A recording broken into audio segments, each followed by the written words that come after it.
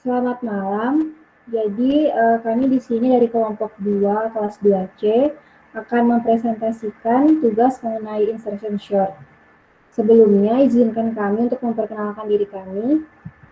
Kelompok 2 terdiri atas saya sendiri, Junita Angelia, dengan NIM 2015091011 dan teman saya, Made Widi Aryani, dengan NIM 2015091040 dan Niluh Sukma Anggraini dengan NIM 2015091061. Untuk mempersingkat waktu, kita langsung saja masuk ke penjelasan mengenai sorting. Sorting merupakan suatu proses mengurutkan data dengan suatu aturan tertentu sehingga tersusun secara teratur sesuai dengan aturan tersebut. Dalam sorting ada dua aturan, yaitu yang pertama, ascending, yaitu mengurutkan data dari nilai terkecil ke terbesar, dan yang kedua adalah descending, yaitu mengurutkan data dari nilai terbesar ke terkecil. Contohnya ialah disediakan sebuah data acak 1, 3, 5, 7, 9, 4, 8, 2, dan 6, maka jika pengurutan secara ascending akan menghasilkan urutan data 1, 2, 3, 4, 5, 6, 7, 8, 9, dan jika melakukan pengurutan secara descending akan menghasilkan urutan data 9, 8, 7, 6, 5, 4, 3, 2, 1. Sorting sendiri memiliki beberapa macam metode, yaitu yang pertama adalah merge, insertion, selection, bucket, hunting, tree, radix, bubble, dan quick. Dan kelompok kami akan membahas mengenai metode insertion. Insertion ini memiliki output deretan angka sejumlah n buah dan output sederet n angka yang sudah terurut secara ascending maupun descending. Apa itu insertion? Insertion merupakan sebuah metode pengurutan data dengan menempatkan setiap elemen data pada posisinya dengan cara melakukan perbandingan dengan data-data yang sudah ada. Metode ini bertujuan untuk mengurutkan seluruh array dari kiri ke kanan. Bagaimana cara kerja insertion? Yaitu yang pertama, membandingkan dua elemen data pertama lalu mengurutkannya. Dan yang kedua, mengecek data elemen berikutnya satu persatu dan membandingkannya dengan data elemen yang telah diurutkan. Kedua langkah ini akan terus dilakukan secara berulang sampai data terurut secara ascending maupun descending. Atau dengan kata lain, jika ditemukan data yang lebih kecil ataupun besar, maka data tersebut akan disisipkan ke sebelah kanan ataupun kiri sesuai dengan posisi yang seharusnya. Di sini kami mengambil langkah-langkah insertion short dari sebuah data acak, yaitu 3, 10, 4, 6, 8, 9, 7, 2, 1, dan 5. Langkah pertamanya ialah mengurutkan dua bilangan pertama. Di sini terlihat bahwa 3 dan 10 merupakan dua bilangan pertama. Maka, oleh sebab itu, hal pertama yang harus kita lakukan adalah mengurutkan angka 3 dan 10 sesuai dengan bilangan terkecil maupun terbesar. Jadi, yang berada pada posisi paling kiri adalah angka 3. Langkah yang kedua ialah ambil bilangan ketiga, yaitu angka 4, dan urutkan secara ascending. Jadi, kita harus mengambil angka keempat, lalu kita menggeser angka 10 untuk mengisi kolom kedua ataupun baris kedua dengan data 4. Jadi, angka 4 sudah berada posisi yang tepat, yaitu 3, 4, 10, dan seterusnya. Langkah yang ketiga adalah ketiga bilangan sudah terurut secara relatif. Lalu, sisipkan bilangan keempat kepada 3 bilangan pertama tersebut. Setelah penyisipan, 4 bilangan pertama haruslah dalam keadaan terurut secara relatif. Jadi, dalam langkah ketiga ini, kita harus memastikan bahwa keempat bilangan pertama sudah terurut secara relatif. Langkah keempat yaitu mengulangi proses tersebut sampai data terakhir telah terurut. Jadi, dapat terlihat di sini bahwa kotak yang berwarna abu-abu sudah terurut secara relatif, yaitu 3, 4, 6, 8, 10, dan 3, 4, 6, 8, 9, dan 10. Jadi langkah selanjutnya adalah mengulangi proses tersebut sampai data terakhir telah terurut, sehingga diperoleh penyusunan data 1, 2, 3, 4, 5, 6, 7, 8, 9, dan 10. Untuk materi selanjutnya akan dipresentasikan oleh teman saya. Waktu dan tempat saya persilahkan. Mohon menjelaskan sebelumnya, ada pertanyaan yang ingin saya tanyakan. Untuk insertion sort menggunakan metode searching apa ya? Oke, jadi untuk metode insertion search sendiri ini menggunakan metode sequential search. Apa itu sequential search? Ialah sebuah proses pencarian di mana data akan disisipkan ke posisi yang seharusnya. Namun, perlu diingat bahwa ada kelemahan dan kekurangan dari metode pencarian sequential search ini sendiri, yaitu adalah kelebihannya dapat mencari data atau meletakkan data dengan waktu yang sangat singkat.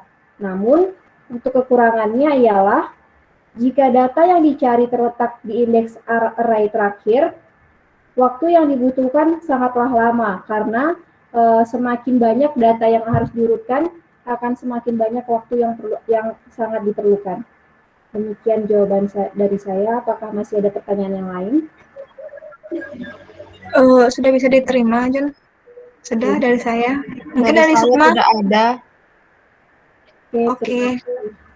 Lanjut ke implementasi insertion sort dengan aturan ascending ya. Junita bisa stop share screen.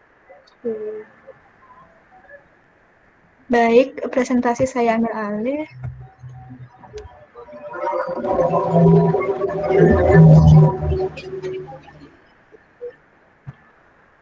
Apakah share screen-nya sudah terlihat? Sudah. Nah, di sini merupakan implementasi insertion sort pada ascending ya.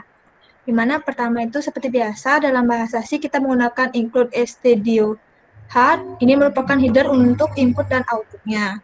Lalu menggunakan intermine, di mana integer main ini merupakan fungsi untuk tipe data yang dikembalikan seperti nanti data yang bakal menjadi output itu adalah bilangan integer. Lalu yang kedua itu adalah pada baris 4 itu ada integer banyaknya data A, I, J. Ini merupakan pendeskripsian variabel.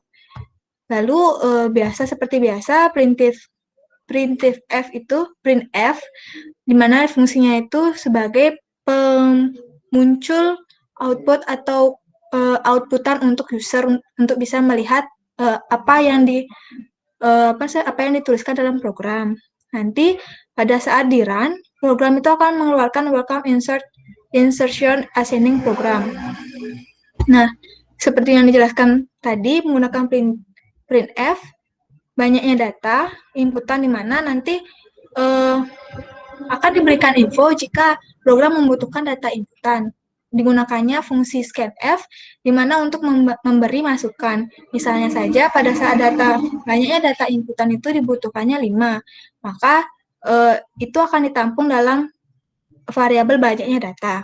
Nah, integer data banyaknya data, di mana misalnya dalam variabel data, misalnya banyaknya data itu tadi 5, maka akan terimput ke sini. Sehingga nanti indeks yang dikeluarkan itu adalah indeks sampai 5.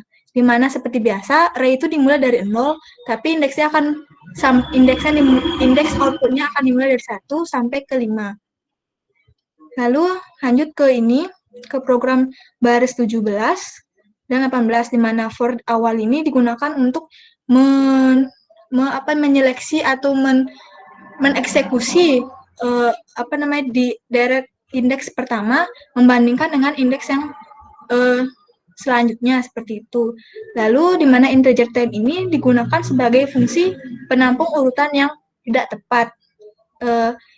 Integer time sama dengan data J-1, data J-1 sama dengan data J sama dengan time. Lalu pada baris 7 sampai baris ke-33 itu merupakan program di mana untuk memberikan output ulangan untuk untuk output sebagai finalnya seperti apa seperti itu. Untuk gambaran lebih lanjutnya bisa dilihat ketika di run. Banyak data inputan tadi adalah inginnya 5. Indeks pertama itu adalah 2, 4, 6, nggak boleh kembar, 9. Maka program akan menginputkan dari yang terkecil 1, 2, 4, 6, 9 seperti itu. Apakah ada pertanyaan? Halo, apa suara saya Iya, terdengar? kedengaran. Baik, jadi saya sini mau bertanya, kenapa itu outputnya indeksnya 1 ya? Padahal kan indeksnya mulai dari 0. Jadi di sini mungkin saya kurang menjelaskannya. Jika memang biasanya array itu akan dimulai dari i sama dengan 0. Nah, pada saat dia mengeluarkan output indeks ke berapa, maka di sini akan ditambahkan itu kan sama dengan 0, ditambahkan 1. Sehingga indeks yang dikeluarkan itu indeks pertama. Hal ini saya lakukan karena seringkali user itu menginginkan 5.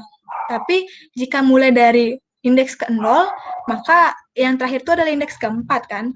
Jadi user itu berpikir jika misalnya kenapa kok programnya mengeluarkan indeksnya sampai ke 4, padahal kan saya inginnya ke 5 seperti itu. Jadi untuk menghindari kesalahpahaman dari user seperti itu. Apakah bisa diterima?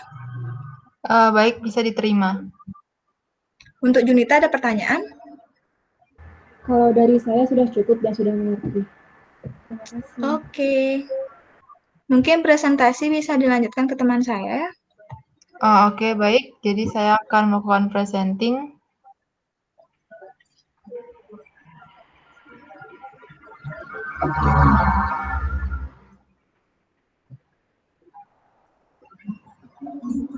Sudah terlihat ya teman-teman ya? Sudah. Baik, di sini saya akan menjelaskan mengenai descending sorting, di mana program mengurutkan bilangan terbesar ke bilangan terkecil. Jadi di sini seperti biasa kita menggunakan header include stdio.h digunakan untuk sebuah file untuk mengakses berbagai fitur tambahan dalam bahasa C. Nah, seperti kita udah tahu.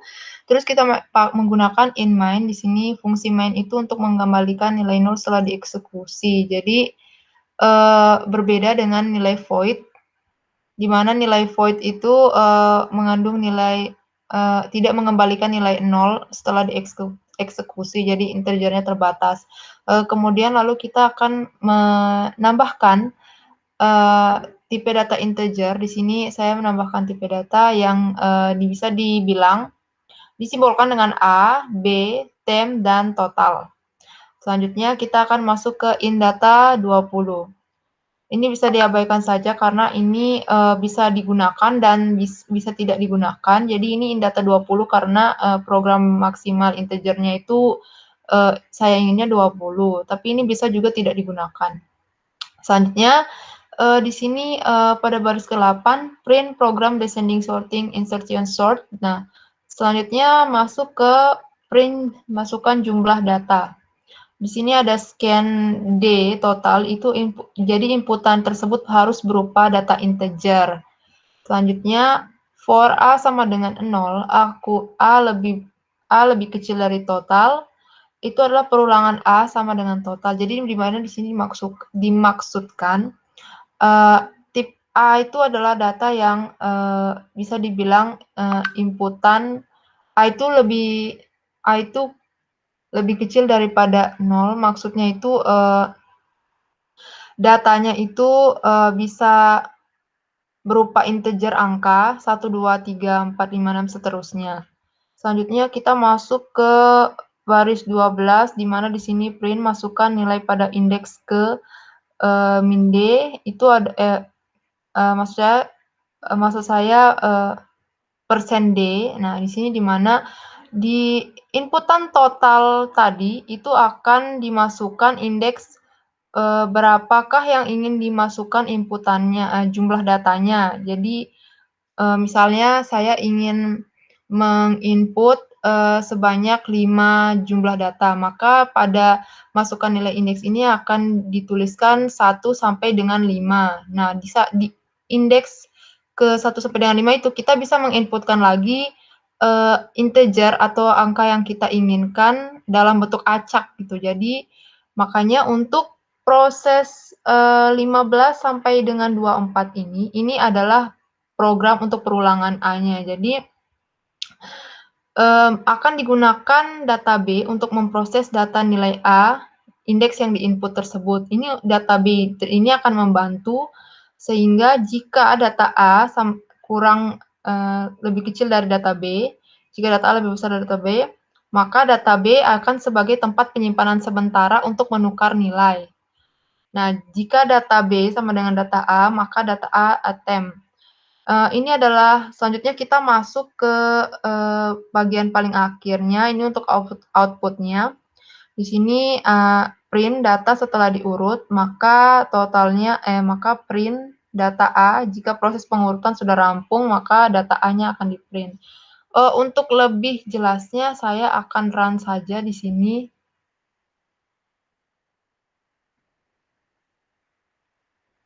Mohon maaf, ini agak lama. Oke, baik. Di sini misalnya saya memasukkan jumlah datanya 6.